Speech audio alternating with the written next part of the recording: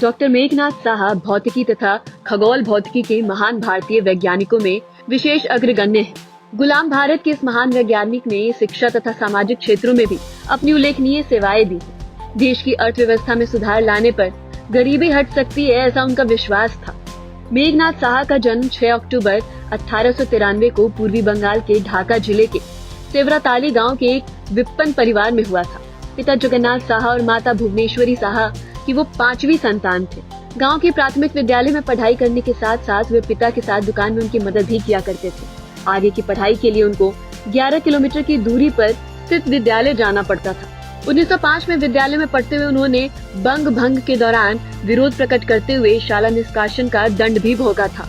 1909 में उन्होंने मैट्रिक की परीक्षा उत्तीर्ण करते हुए पूरे प्रांत में प्रथम स्थान प्राप्त किया था।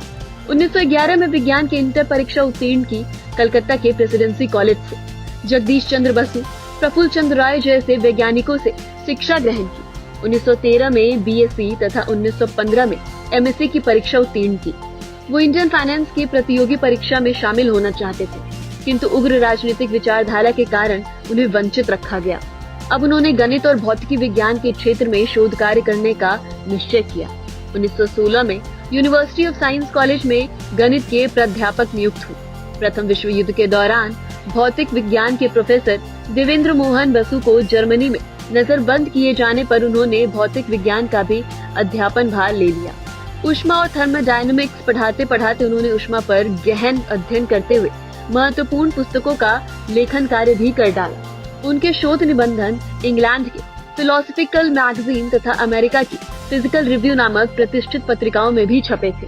डॉक्टर साहा ने जिस नवीन सिद्धांत का प्रतिपादन किया, उसमें यह प्रमाणित किया अधिक ऊंचे तापक्रम पर तथा कम दबाव पर सूर्य के वर्णमंडल के परमाणु लोनाइज्ड होते हैं। इसी कारण सूर्य के वर्णमंडल के रश्मि चित्रों में कुछ रेखाएं मोटी दिखाई पड़ती हैं। डॉक्टर साहा का यह सिद्धांत तारों के रश्मि चित्रों से उनकी दूरी नापने में बहुत सहायक सिद्ध हुआ। सितंबर 1919 में डॉक्टर साहा शोध कार्य पूर्ण करने के उद्देश्य से यूरोप गए। वहाँ के प्रोफेसर फाउलर की प्रयोगशाला में एवं उनके पश्चात कैम्ब्रिज के केवेंडिश प्रयोगशाला में शोध कार्य किया। फिर जर्मनी जाकर प्रोफेसर नर्स की प्रयोगशाला में कार्य किया। उनके भौतिक संबंधी सिद्धांतों की सभी वैज्ञानिकों ने प्रशंसा की। जर्मनी ने जिस प्रयोगों को प्रारंभ किया था, भारत आने पर एक संपन्न प्रयोगशाला के अभाव में उनके सामने कठिनाइयां आईं। देश विदेश में वैज्ञानिक व्याख्यान देते हुए उन्होंने अपने प्रतिभा का लोहा मनवाया। 1927 में लंदन की रॉयल सोसाइटी में अंतरिक्ष किरण सिद्धांत संबंधी कार्य हेतु फेलो निर्वाचित किया गया उन्हें। तत्पश्चात इटली में आयोजित अंतर्राष्ट्रीय भौतिक विज्ञान सम्मेलन में उन्होंने भारत का प्रतिनिधित्व किया। वहां से उन्होंने वैज्ञानिकों के साथ नॉर्वे जाकर पूर्ण सूर्य ग्रहण की जांच की। इंग्लैंड की खगोल सभा के साथ साथ उन्हें बंगाल की रॉयल एशियाटिक सोसाइटी का फेलो भी निर्वाचित किया गया।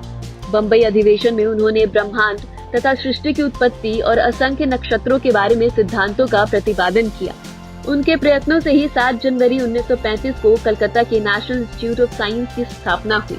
1935 में ही अमेरिका के कार्नेगी ट्रस्ट द्वारा उन्हें ऊर्ध्व वायुमंडल संबंधी कार्य के लिए फेलोशिप दी गई।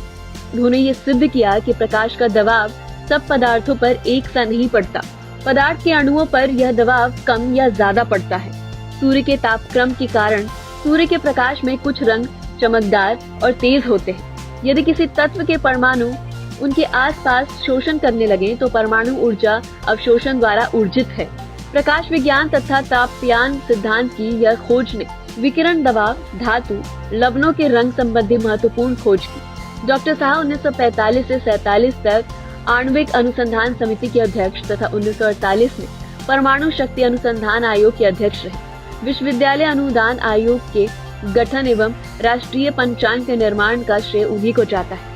डॉक्टर साहा को संपूर्ण भारतवर्ष उनकी विज्ञान संबंधी खोजों तथा सामाजिक, आर्थिक एवं शैक्षिक सुधार के लिए सदा स्मरण रखेगा।